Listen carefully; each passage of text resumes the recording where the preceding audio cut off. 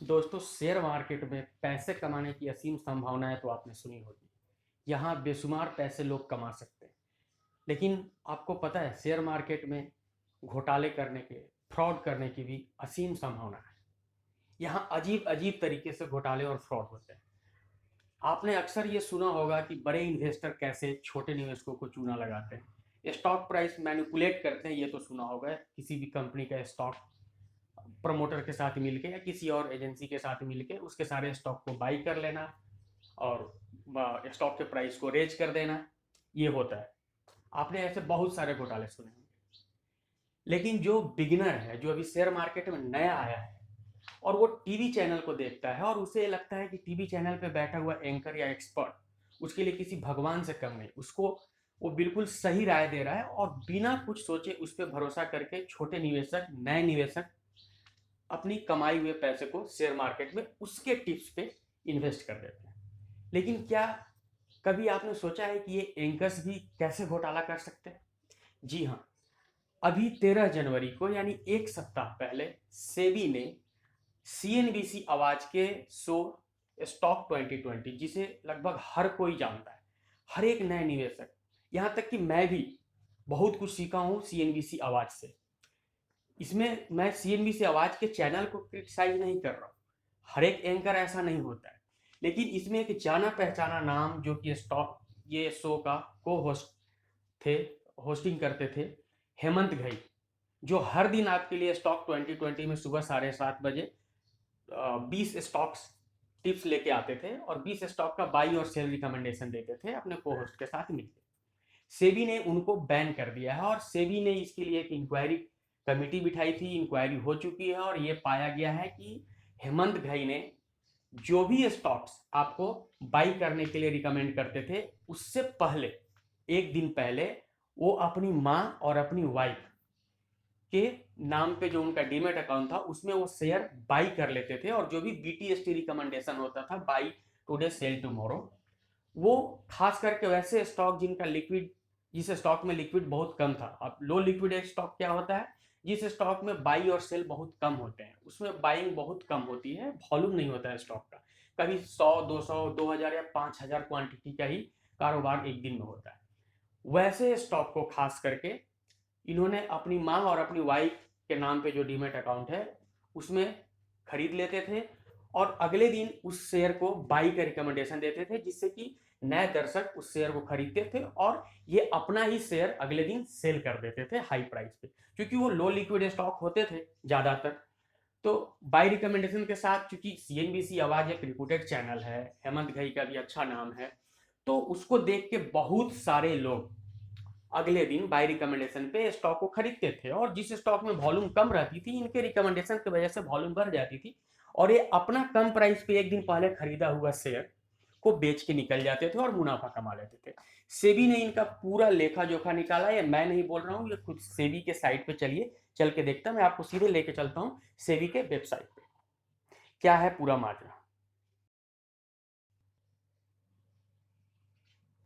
ये देखिए, मैं सेबी के वेबसाइट पे आया हूँ, और सेबी ने एक अंतरिम ऑर्डर 13 जनवरी को in the matter of CNBC आवाज स्टॉक 2020 शो को hosted by mister Hemant Ghai, उसके लिए 35 पेज का एक ऑर्डर जारी किया है। देखिए, इस ऑर्डर का बैकग्राउंड मैं एक बार फर्स्ट वाला बैकग्राउंड सुना देता हूँ। On analysis of the trading pattern of two entities, यानी दो लोग, मिस्टर जया हेमंत घई, जो कि हेमंत घई की वाइफ हैं, एंड मिसेज श्याम मोहिनी घई, जो कि हेमंत घई की मां है, इन दोनों के अकाउंट में पीरियड बिटवीन 1 जनवरी 2019, यानी एक साल पहले 2019 से 31 मई 2020 के दौरान जो रिलेवेंट पीरियड है, high correlation of trades of aforesaid entities was observe. पहले बताया हुआ, पहले रिकमेंड किया हुआ entities was observe with the recommendation furnish in the show stock 2020 show aired on news channel CNBC Awaaz. ठीक है। अब देखिए, सेबी ने इसको ऑल 35 पेज का पूरा रिपोर्ट तो पढ़ना मुश्किल है, जो मेन मेन चीजें हैं मैं आपको बता दूं, क्लियर कर देता हूं। सेबी ने कितना डिटेल में निकाला है, देखिए।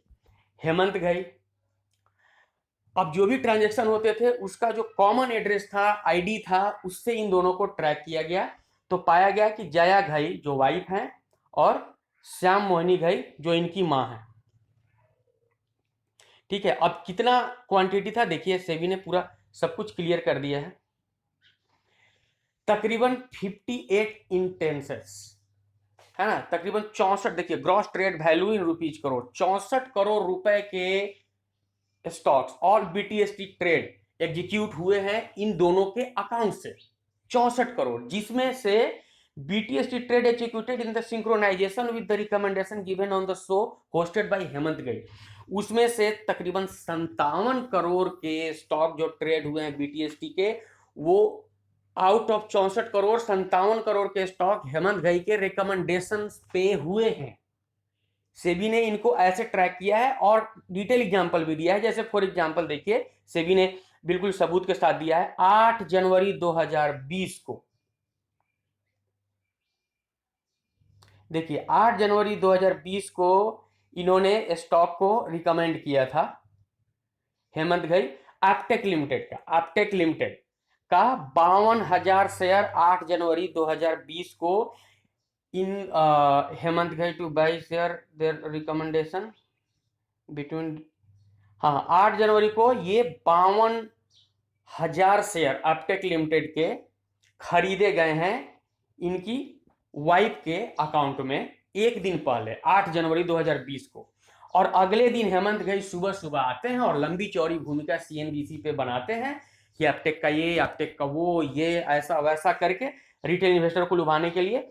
और 9 जनवरी को मार्केट खुलता है और मात्र 9:15 से 9:22 7 मिनट के अंदर वो कल का खरीदा हुआ अपने वाइफ के अकाउंट से 52,000 स्टॉक को बेच के निकल जाते हैं। और 159 रुपए पे उन्होंने 8 जनवरी को खरीदा था और चूंकि अगले दिन रिकमेंड किए थे, बहुत सारे लोकल इन्वेस्टर तो उनको मानते ही हैं शेयर के एक्सपर्ट, उन सब लोगों ने उनके रिकमेंडेशन पे स्टॉक को बाई किया और मात्र 15 मिनट में स्टॉक का प्राइस 183 हुआ और ये अपने 52,000 जितना खरीदे वो शेयर बेच के निकल गए और एक दिन में 12 लाख मुनाफा कमाया। ऐसे करके और भी बहुत सारे एग्जाम्पल्स हैं। एक एग्जाम्पल और दिया है, एक सबूत और दिया है सेबी ने, इनकी मां के अकाउंट पे कौन सा शेयर को लेके ट्रेड हुआ था, जेके पेपर लिमिटेड को लेके हुआ था। देखिए 19 फरवरी 2020 को 2 लाख क्वांटिटी इन्होंने अपनी मां के अकाउंट के नाम पे खरीदे, मां के अकाउंट से खरीदे जेके पेपर लिमिटेड का 125 रुपए के भाव पे।